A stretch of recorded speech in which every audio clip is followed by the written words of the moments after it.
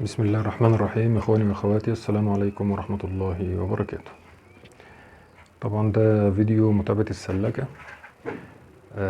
يعني هنشوف كده الدنيا فيها ايه مع بعض. يعني مثلا ده اول قص معانا، الذكر بطاجن بالتحديق بتاعه، الانثى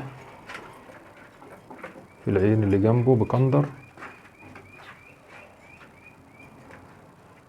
تمام، يعني كده يعني احنا تقريبا هم خدوا بعض يعني. بسم الله الرحمن الرحيم.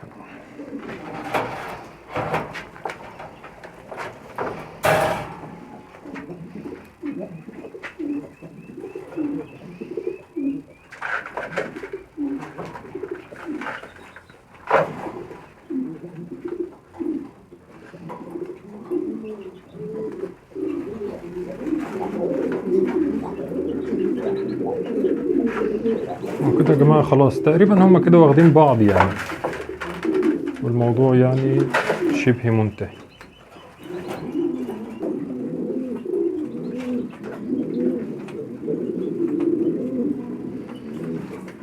دي يا جماعة أسهل طريقة في تزوج الحمام.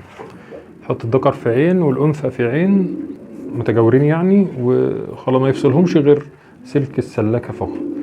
أول ما يقربوا من بعض كده، هي تقف قريبة منه هو يقرب منها، خلاص يبقى كده خدوا بعض أو عشقوا بعض بلغة الغواية يعني. أول ما بتدخلها عنده كده خلاص هي كده تقريبا اتجوزوا يعني، بالرفاء والبنين بقى. طب عندنا ايه تاني هنعمله في متابعة السلاكة؟ عندنا مثلا تعالوا نفطم القص ده.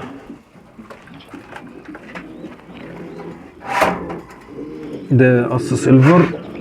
انا لسه، دي الام يا جماعة اهي. انا لسه عازل الذكر وسبت الام معاهم النهارده. تعالوا بقى نعزلهم. طب نفطمهم ازاي؟ طب ده ايه؟ ده ذكر يعني؟ العفريت ده ذكر؟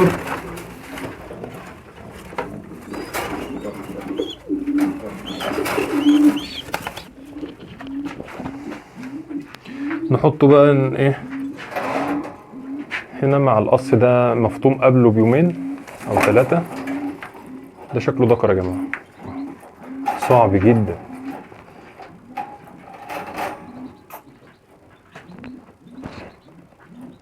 ده قص مفطوم قبله بكام يوم، بحيث ان هو برضه يعلمه ايه ياكل لو هو لسه ما اكلش مع الاهالي.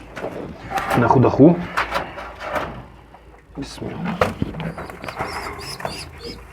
بسم الله. ده لحم يا جماعه سيلفر، ده لاحم سيلفر وارد الكويت مش مستورد. وارد الكويت بيتعامل معاملة الحمام السيلفر المصري كده. ده قص سيلفر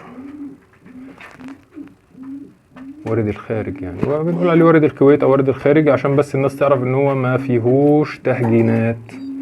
وده قص مفطوم قبله بكام يوم، بحيث ان هو يعلمه لو هو لسه ما تعلمش. بس هو خلاص يعني تقريبا كده ما شاء الله يعني هيعتمد لو ان شاء الله يومين 3 كده ويبقى 100%.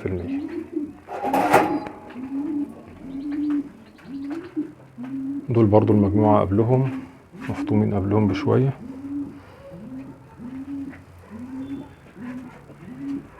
القص ده اللي انا كنت بقول لكم عليه، بايض بيضة ضعيفة، قشرة ضعيفة، نقص كالسيوم، والبيضة التانية كويسة جدا اهي.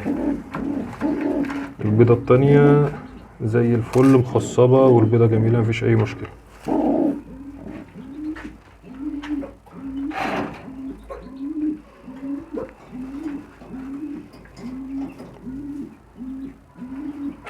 ده بقى القص ده مباع، فاحنا عايزين ناخد الزغلول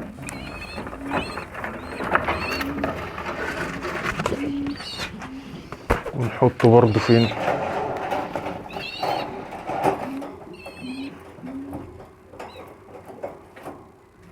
ونحاول يا جماعة في الحر ده بقى ما نزودش العدد. يعني المفروض دولت كده كام؟ دول 5 فروخ، دول 4، مفيش مشكلة. يعني الأعداد لما تيجي تفطم في السلاكة ما تزودش الأعداد في الحر ده. يعني الدنيا بصراحة درجة الحرارة عالية جدا وهتستمر اليوم الخميس.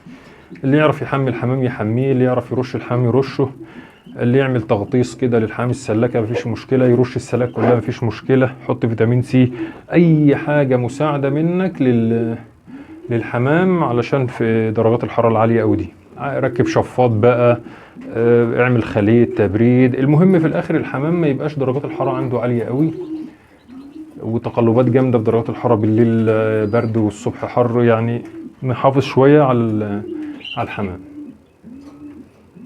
بقدر ما استطعنا يعني. طيب هنعمل ايه بقى يا جماعه في البيض؟ نعمل ايه في البيض اللي تحت القص اللي مباع ده؟ هنيجي شايلين البيض،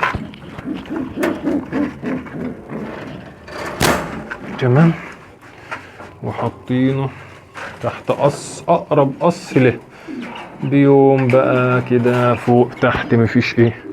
ده قص كموني تحته بيضتين، بقوا 4 بيضات، عشان بس يعني حرام البيض المخصب ده يا جماعة يترمي. احنا بقى هنحاول نتصرف بقدر الامكان في ال4 بيضات، بس احنا عايزين ما ينفعش يترمي يعني، فاحنا لازم اقرب قص بايض في نفس الوقت بنحضن تحته، وبعد كده ان شاء الله في الزغاليل بقى ايه ربنا معانا يعني، دعواتكم. نوريكم احنا بنعمل ايه في التقشيط ده. كمية التقشيط اللي طلعناه حوالي كيلو او كيلو وربع، كيلو ونص كده يعني.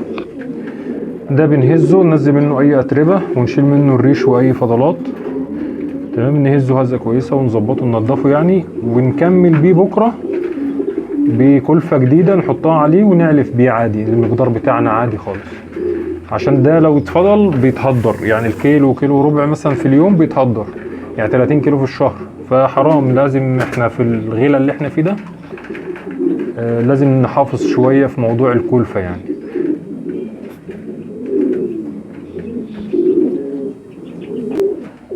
ودي شكلها يا جماعه بعد ما هزناها، دي بقى هنكمل عليها بكره يعني. نشوف هما مثلا احنا بناخد قد ايه كام كيلو ونحط دول من ضمن العلفه بتاعت بكره، تمام. وهكذا يعني كل يوم نعمل الحركه ديت لو احنا عايزين نوفر شويه في الكلفه. نرجع بقى كده للقص الاولاني اللي احنا كنا مجوزينه. خلاص هما كده تقريبا خلاص الموضوع يعني كده خلاص. نستنى بقى ان شاء الله هما ايه يبيضوا بقى. دعواتكم كده بالبركه.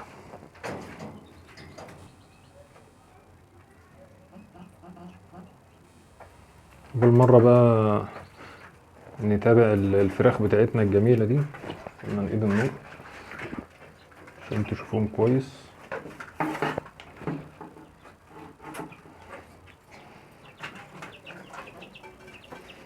طبعا كبروا شويه عن الفيديو اللي فات.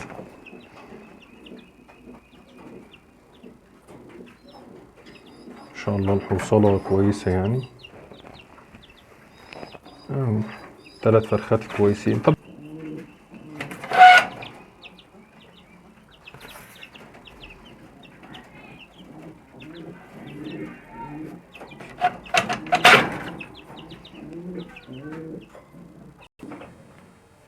طيب ما تيجوا بقى ايه نعمل حركه كمان. القص ده اللي احنا لسه مجوزينه قريب وما بطش لسه ايه ما بطش.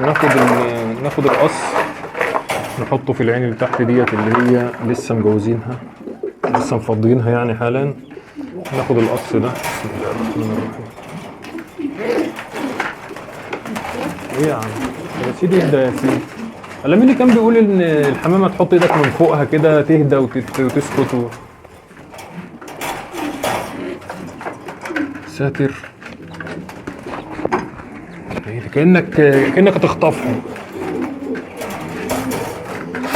تمام كده. دول احنا لسه مجوزينهم قريب، كنت عامل بهم ريلز كده عن تزاوج الحمام اللحم الاحمر، ودول خلاص اتجوزوا هم كمان. فاللي فوق دي انثى والعين دي بقت فاضيه، نشوف لها ذكر كويس ونحطه في العين دي، تمام. نحط طبعا الايه، نحط لها كندر هنا، هو محطوط لها اهوت. نقربه الناحية دي كده تمام. ونجيب هنا طاجن. طاجن يا جماعة نضيف طبعا، لسه ما كده. كده فاضل ايه؟ نجيب الذكر نحطه في العين دي، ودي انثى، واول ما ياخدوا بعض برضو نسكنهم ونفضي العين دي، وهكذا. يعني بصراحة انا شايف ان شغل السلاكة ممتع يعني. دعواتكم يا جماعة بالبركة، يا رب الفيديو يكون عجبكم، وشكرا والسلام عليكم ورحمة الله وبركاته.